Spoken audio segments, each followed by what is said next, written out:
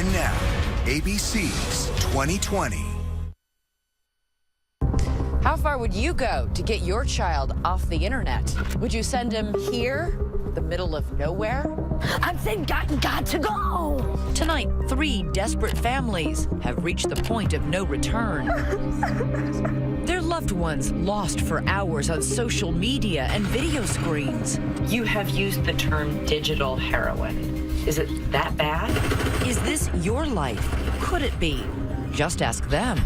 A husband in his basement man cave, gaming all night. Yeah, do it. I was going to bed as a newlywed, and he was staying up and playing video games. A teenage daughter glued to her cell phone.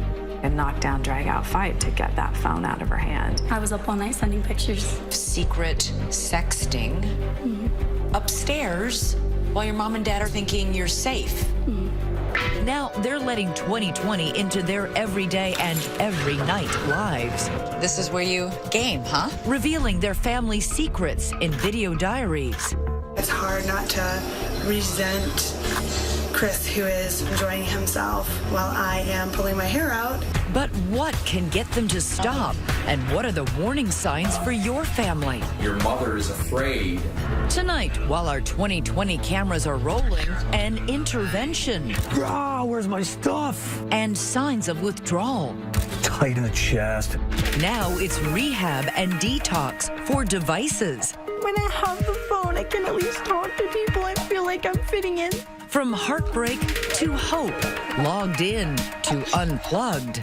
Can they make it? Love you. Good evening, I'm Elizabeth Vargas. And I'm David Muir. We all want to stay connected, but right here tonight, the jaw-dropping video of people who can't put their devices down. Your friends, your family, your neighbors, perhaps even yourself. But right here tonight, you will also see the MRIs, what this could be doing to your brain. David, we spent a year on the road meeting people who were held hostage to their devices, getting them to open up about themselves and the secrets in their homes. We're not using their last names because they could be any of us. But the good news is they got unhooked, and you can too. Walk down any street, any mall, any hallway, everyone is bowing to their screen. Our devices are beeping, buzzing, begging us to swipe, like, love, tweet, retweet, send, reply, forward. FaceTime, Snapchat, Instagram, Twitter, Tumblr, Vine, Kik. This is Brooke, a California teenager. She's 15 years old now and a self-professed recovering cell phone and social media addict. How long was she on her phone each day? When she got home from school at 3 o'clock until she went to bed at 9. It was more. It was more. Brooke says she would be up until 4 o'clock in the morning and later. A second a text went off, a second, someone Snapchats me or FaceTimes me, I always answered, and I always waited and waited and waited for someone to reply. It was like my heart, I couldn't put it down. Teenagers have always had a fear of missing out, but it's just mushroomed. It's nuclear. And Brooke's selfies reveal a troubling progression, imitating bad behavior she was exposed to online with her phone. The more she started to change and act out, the more we started to really clamp down. And then that created anger. Brooke was always 2 clicks ahead of her parents, Jim and Stephanie. I was constantly making different accounts. I had 6 accounts on Instagram. I had multiple Snapchats. I changed the usernames, the passwords. I would block them. We took her phone. She'd go and buy someone else's phone. How are you so smart about all this? Honestly, I don't know. It was like they took my phone and I just panicked. Anytime her parents took the phone away, Brooke would go ballistic. It was like a knockdown, drag-out fight practically to get that phone out of her hand. She would say that, without my phone, I have nothing. There was no relationship. We were just a means to provide her with food and shelter and money. And a phone. And a phone. And a phone. A winter night in Michigan, an ordinary house on an ordinary street. People just trying to get some sleep. But somebody's up late, trigger-happy with that rat-a-tat keyboard on a computer playing first-person shooter video games. The boy in the bedroom is Josh. He's 14 years old, and his parents, Al and Christina, say he won't stop, can't stop playing. What's a typical day in Josh's life? Sleeping until 11, 12. And then he would be on until like 1, 2 in the morning. 12 hours. Easily. Easily 12. Yeah. They say Josh's obsession began in 8th grade when he built himself a gaming computer and installed it in his room. Get out. You think that was the turning point? Oh, definitely. Yeah, that was much more exciting to be on and much more addictive. Josh says he's playing up to 60 hours a week. Josh has been in his room since 4 o'clock, nearly 5 hours gaming. But why didn't you just take the computer away? I don't understand. Because when we did take it away, there was a lot of problems in our house with his behavior.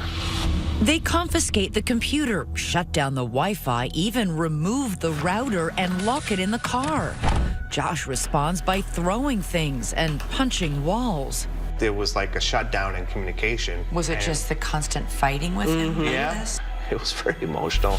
Al is not only afraid of what Josh might do, he's afraid of what he might do. If it got further, it could have been a problem. It could have been physical, and I didn't want that. And so he was trying to physically stop you? Yeah.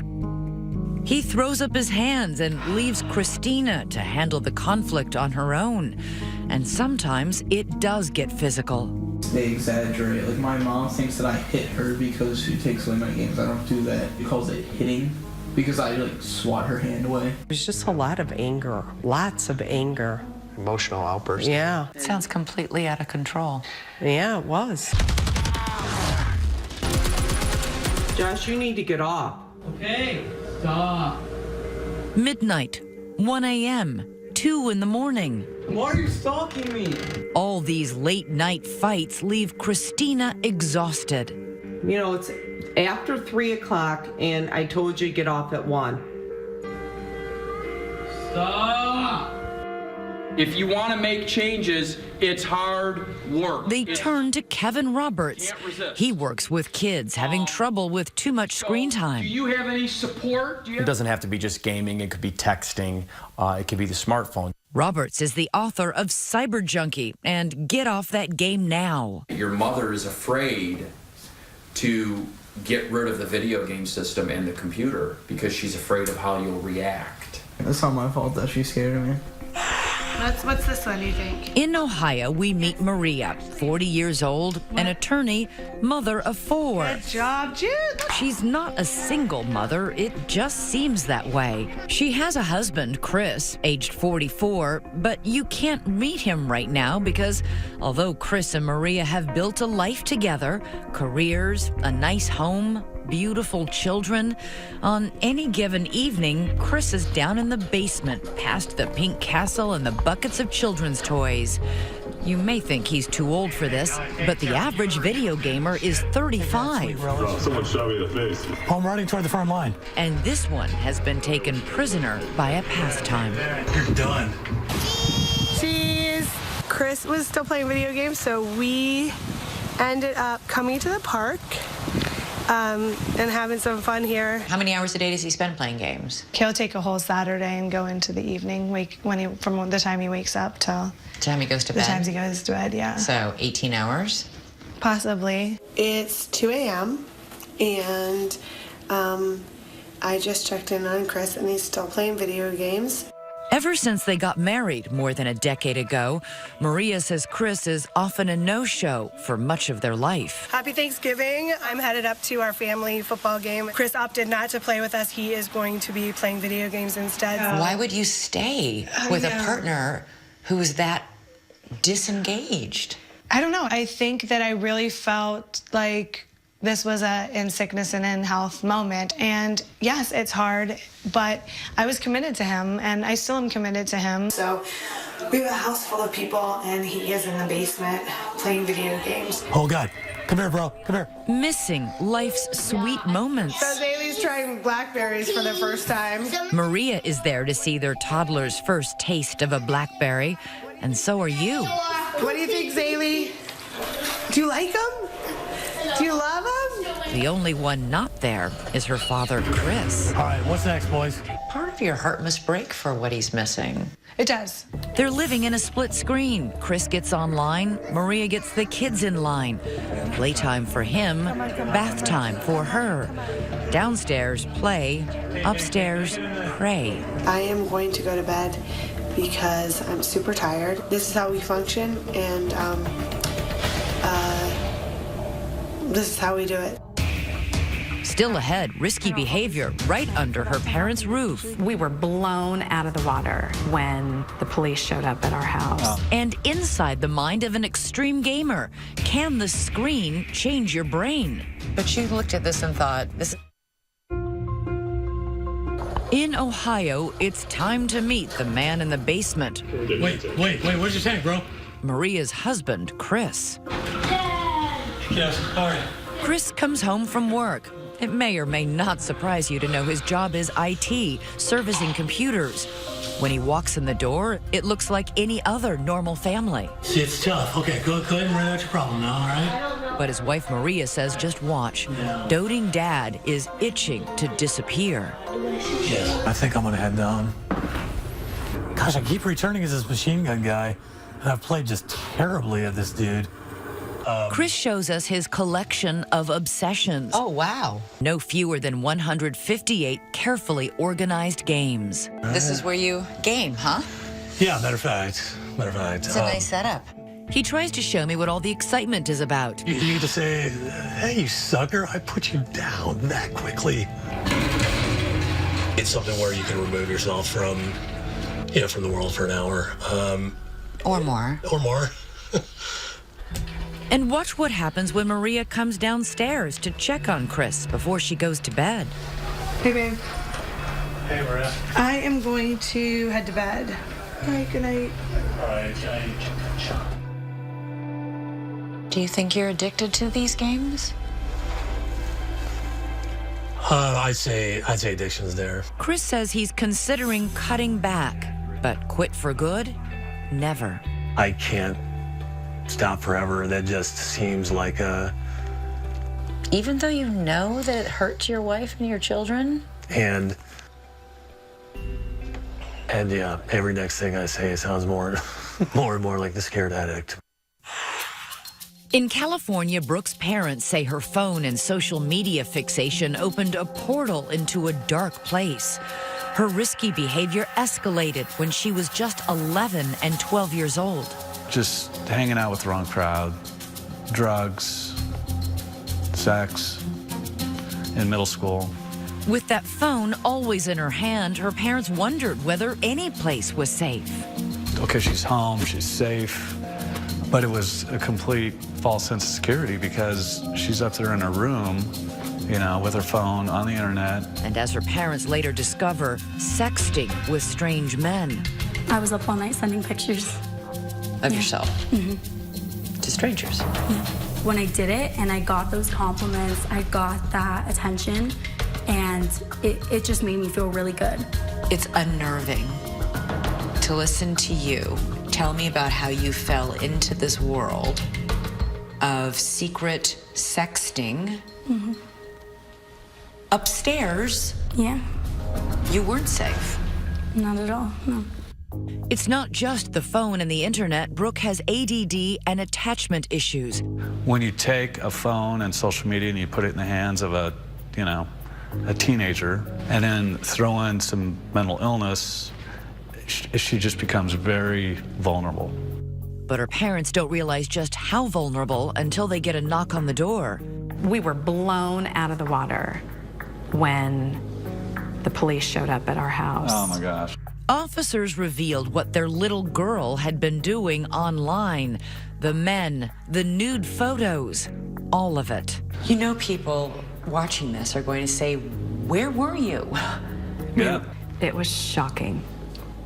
It was. I guess I thought of her just as a regular, everyday little girl growing up.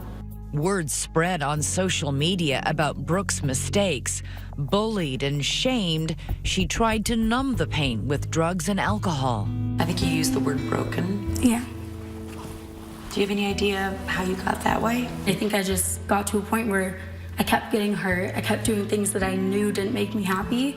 And then an act of desperation. Brooke wrote a note on her phone, and somehow, by the grace of God, her parents say, it accidentally popped up on their shared iCloud account. I said, "What's that?" So I opened it up, and it was a suicide note.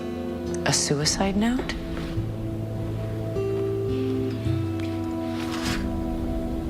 What did you think reading that? I couldn't believe it. You know, it was scary. I just got to a point where I just didn't even know why I was here and why I was still trying. You mean why you were here on Earth? Yeah, it just didn't make sense to me anymore. Yeah. They had Brooke committed to a hospital that night. And that was it. That's when we knew That was it. we got to do something drastic. The first thing the attendants took from her was her phone. Brookie wanted to fight the nurse for it. I was like, don't touch me.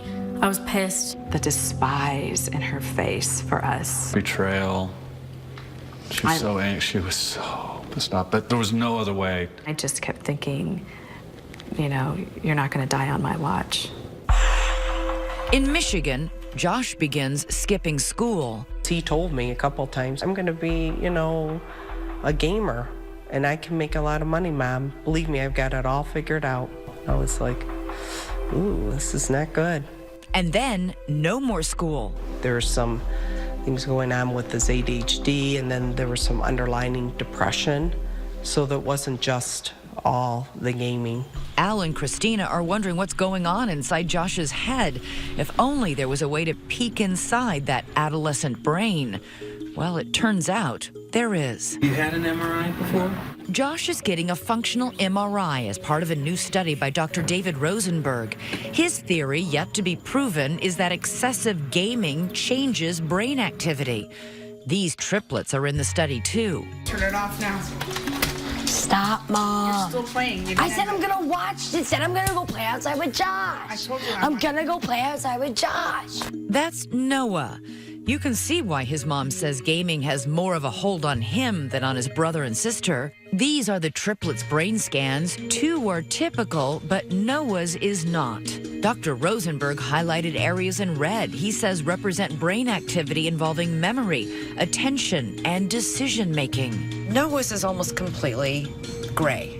But now look at Noah's brain after 3 weeks unplugged at summer camp. He's gone from being barely lit up to being highly.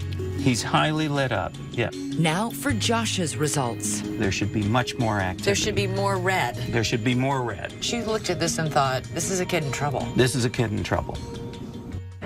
Still ahead, what's it going to take to throw Josh off his game? How about 40 days and 40 nights in the wilderness with no temptation? Stay with us. Early morning in Michigan, a scene right out of Josh's video game. A couple of guys come to the house and gently but firmly hustle him away into the darkness. He knew it was coming. It's just kind of stupid. I just play video games and I have to go to a rehab for it. But when the day came, he wasn't ready. Josh is really getting emotional. He goes, I don't want to go. I'm scared. I want to see my mom. Josh has flown to Salt Lake City and then driven hours away into the Utah wilderness and a program called Unplugged at Outback Therapeutic Expeditions. He and a group of other boys will camp for weeks in this rugged terrain. There is no running water, no electricity, no screens. The only thing that glows in the dark, a campfire and the moon. In Ohio, no one is getting on a plane, but Chris and Maria are hoping for a game changer. We arrange for a house call. Addiction specialist Nick Carderas. So what are you going to say to him? Well, so my whole purpose is to try to find out where he's at on this whole ownership of his addiction. Does he acknowledge that there's a problem? Inside, before Chris decides if he's ready to unplug from his gaming habit, an emotional hug from his oldest children, a reminder of how much they need him. Look at that, huh? Struggling through this. And then a big test. He wants Chris to get the video games out of the house. We could box them up, and they could be stored somewhere. Chris is at a crossroads. Are you willing to take this opportunity? Not next month. Yeah, I'll step up. I'll try it. Then it's time to pack up Chris's obsession. All right, here we go. Okay. It's slightly painful. Those buckets for children's toys come in handy. I want to go back to when we knew each other better. Yeah, I agree. That's really nice. We don't hug. We don't hug again. What's wrong with all these so-called cyber junkies? Is their extreme behavior a disorder or just a symptom of something else? That is a subject of heated debate among scientists. Is there really such a thing as digital addiction? I think the answer is unequivocally yes. It impacts a developing brain in exactly the same way substance addiction can. Carderas has written a book called Glow Kids. You have used the term digital heroin. Really? Digital heroin? Is it that bad? Maybe there's some shock value to that. Maybe I'm trying to shock some parents awake to say, this is a potentially addictive device. Be careful. The American Psychiatric Association's diagnostic manual includes internet gaming disorder as a condition requiring further study. And Dr. David Rosenberg is doing just that. Internet addiction clearly exists, but there's always an underlying cause or causes. The Entertainment Software Association, a trade group, says in a statement, legitimate science, objective research, and common sense all prove video games are not addictive. But digital addiction is taken seriously in some parts of the world. Asia has hundreds of treatment centers. The World Health Organization is poised to officially classify gaming disorder in its disease manual. Are we late to the party on this? Yes. I think we are late to the party in this. China has had internet addiction disorder as a diagnosable disorder for a few years now. We're not going to be able to help people change their behavior through shame and willpower. Software developer Gabe Zickerman says apps and games are designed to enthrall. He would know. He says he used to earn a living making them that way. My work in gamification in particular has been used to make just about everything that people use today more addictive and engaging. How do they do that exactly? Every time you challenge yourself to something and then you achieve that thing, your brain secretes a little bit of dopamine. Zickerman says he and developers like him designed games and apps to purposely activate those jolts of dopamine. But he's had a change of heart and career. He's created an app that helps users break the cycle of compulsion. And I'm using the exact techniques that I've used for the last decade to make things more addicting, to help people counteract the addictions they face. It all sounds so devious. I kind of picture them like twirling their mustaches as we're kind of like talking about this. Psychology professors Chris Ferguson and Patrick Markey study video gaming, and they say it's getting a bad rap. Are all these families just making this up? No, we're not accusing them of lying. So then if they're not addicted to their video games, you're telling me that this is a moral panic. The question, though, is it the video games themselves that's causing the problem, or is there something underlying? That's what we can't speak to. We don't know what was going on in these families. I don't think parents, though, realize that those games have been manipulated. Well, I mean, I think manipulated, all we're talking about is they're trying to make them more fun, essentially. Still ahead, what happens when the fun and games and devices are gone? It's a little tough to think about even now. It's making me feel some feels right now. Stay with us. Majestic Utah mountains offer a breathtaking vista. But down in the desert dirt, 14-year-old Josh is still trying to catch his breath. I would think that initially in the first few days, it's just about learning life skills. McKay Devereaux is executive director of Outback Therapeutic Expeditions. It's actually the first several weeks in which they're learning to take care of themselves. Josh is enrolled in a treatment program called Unplugged. The organization waived his fee, which can run tens of thousands of dollars, hoping to raise awareness of the problem. If the boys want to survive, they will have to change their lives. What does that have to do with gaming?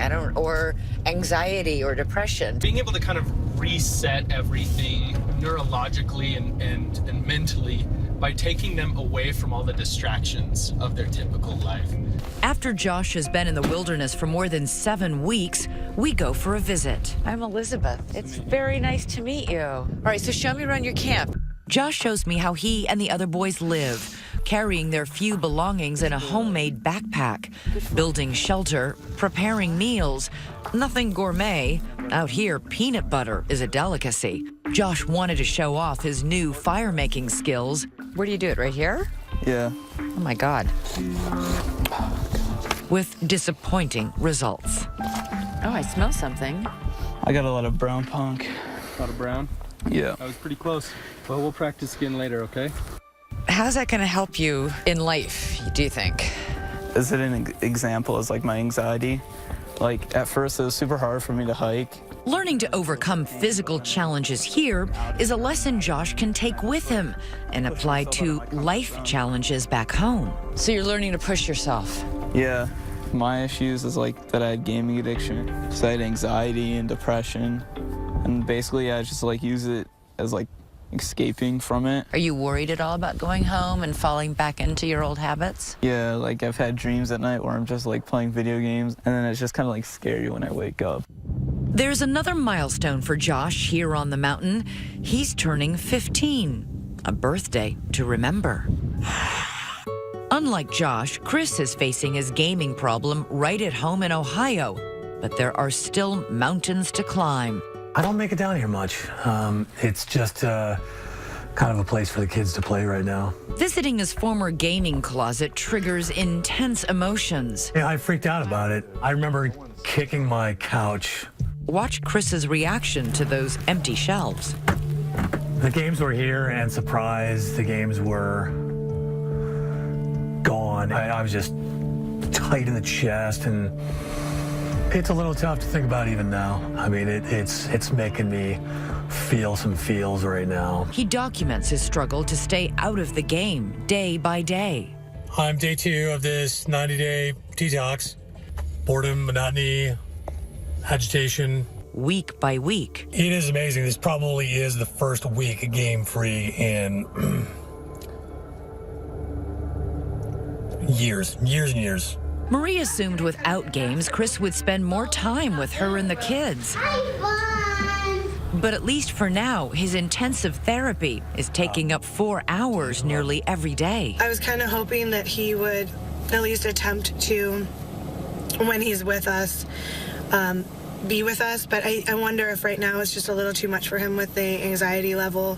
And although the games are locked away in a storage facility, he admits they still seem to have a hold on him. It's gray and cold and rainy, and wouldn't it be nice just to head downstairs and just play some freaking video games? It's been nearly 20 months since Brooke first arrived at her treatment facility. We want to start off with some pretty tight limits and structure around your phone use. Periodically, Brooke is allowed to go home for visits. The trips are a test. Brooke's phone, normally locked away, is handed over. This is the first time she's had it since she got to go home last time. Brooke, how long has it been? I'd say probably a month and a half. How does it feel to have it back? It's really exciting because I don't know, I miss like talking to my friends, and so it's like exciting that I get to do that again. Brooke's mom, Stephanie, is going to the airport to meet her. I'm always hopeful. I'm hopeful every time that she comes home, but I'm also realistic, and I know that it's a real struggle for her.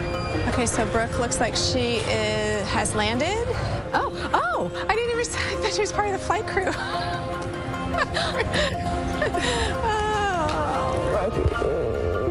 So good to see you. There's been a loss of trust in this family, and Brooke's parents take precautions. Out of sight, out of mind. We have a drawer here that we just keep some of our old devices in. We just kind of keep these hidden while she's here. Remember these? Oh, yeah. Most of the visit is going smoothly. When you made this in preschool. Paging through old memories of life before the crisis. Watching home movies. But at night, when Brooke has to hand over the phone, it's hard. Her painful past comes rushing back. She's feeling like the only teenager in the world who can't handle a phone. I guess I just feel really left out, and like when I have the phone, I can at least talk to people and feel like I'm fitting in still, and like it just makes me feel like I'm missing out. Even with all the improvement and all the progress you've seen her make, it isn't all better. No, it's not. No. That's still an issue, what social media does and allows kids to access and be vulnerable to. Yeah, it's a lifelong journey for her. There will still be highs and lows. Still ahead, a reunion in the mountains. Will sparks fly this time? You okay, Dad? Should we cut the camera? Stay with us. Welcome to Salt Lake City, ladies and gentlemen, where the local times are approximately 10:13 a.m. Al and Christina travel from Michigan to Utah and then make the long journey over rough roads, tracing their son Josh's path into the western desert. Can't imagine what Josh was thinking the day he came out here. Yeah. Josh has been unplugged for more than 7 weeks. They can't wait to see him, but first they have to find him. Josh is somewhere out here, and then you guys are going to signal for Josh using this. Okay. That's how we're going to find him.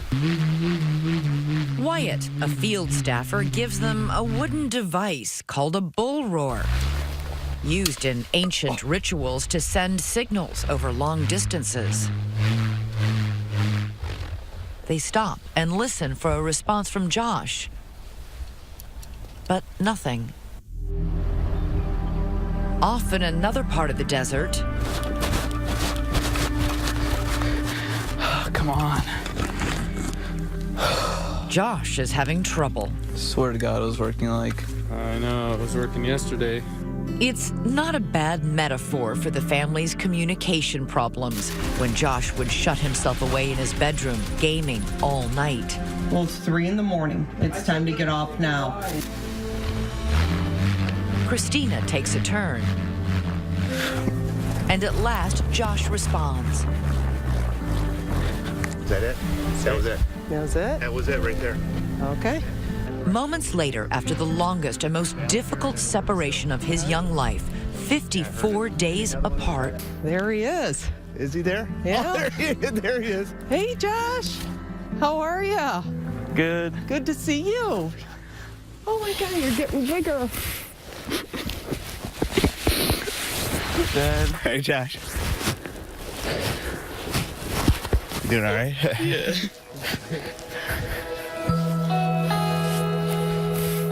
Oh, look at this. So this is your camp right here.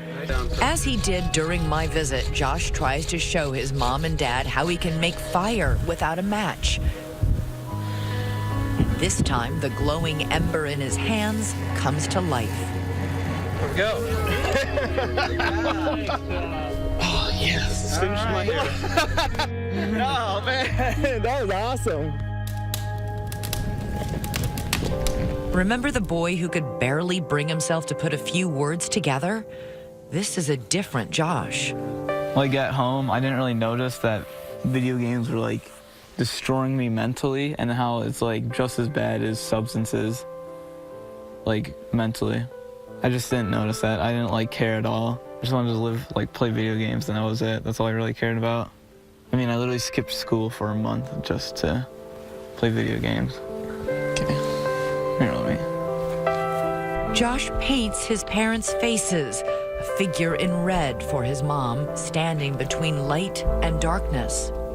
Even though like you were dealing with my gaming addiction, you could always like seek the light. You were always trying to find help for me.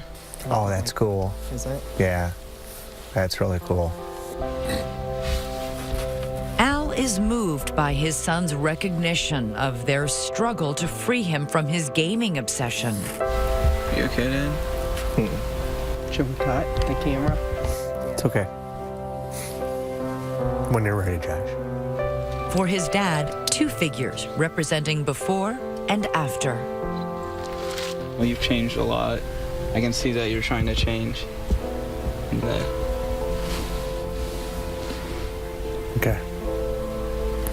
Thank you. All right. Love you. And then it's time for goodbyes. A dusty hug. And Al and Christina are heading back to Michigan. See you guys in a couple weeks. Josh will remain behind for now.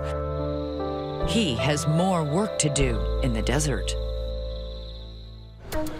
Still ahead, what difference will 10 weeks in the wilderness make? Okay, we're gonna get started then. Josh comes home and gets another brain scan. The results are next. Done. In Ohio, it's time for a change in latitude. Chris and Maria are taking the kids for an adventure. Where are we going?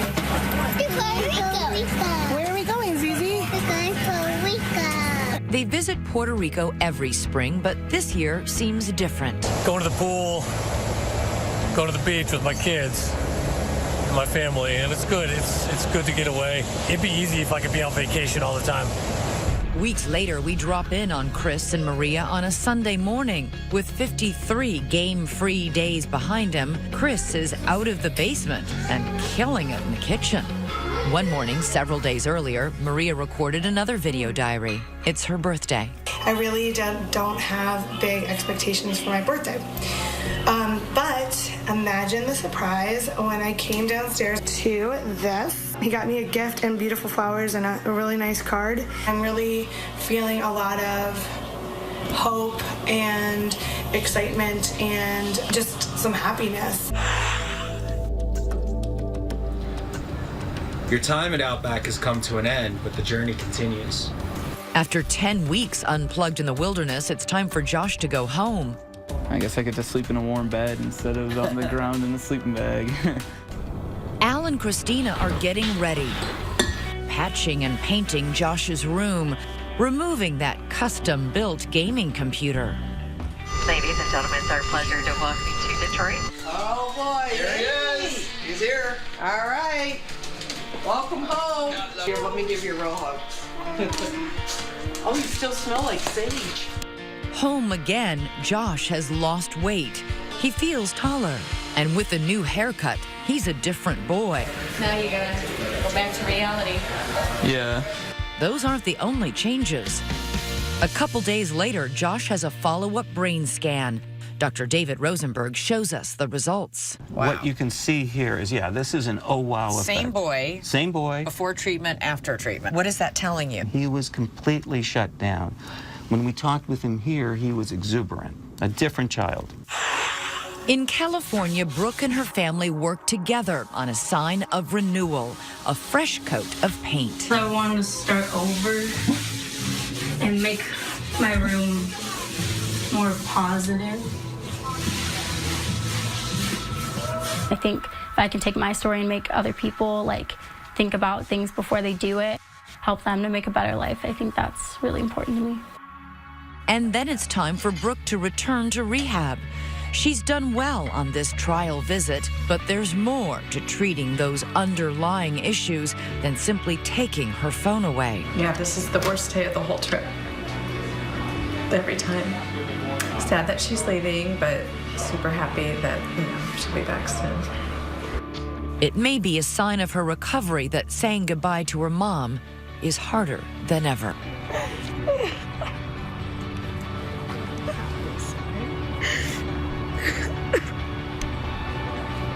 Do you feel like you have your daughter back? No, I have the new and improved Brookie. I do. Yeah. And she's worked so hard.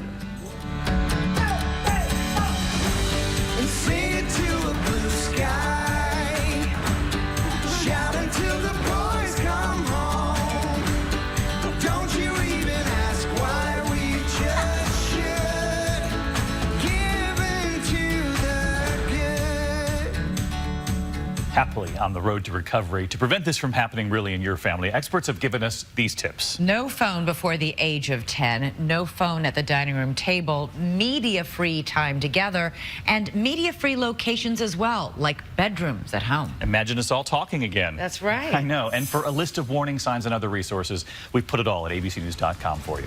Thanks for watching tonight. I'm David Muir. And I'm Elizabeth Vargas, and I want to personally thank those families for letting us share their stories. For all of us here at 2020, good night. Billboard is the voice of the artists.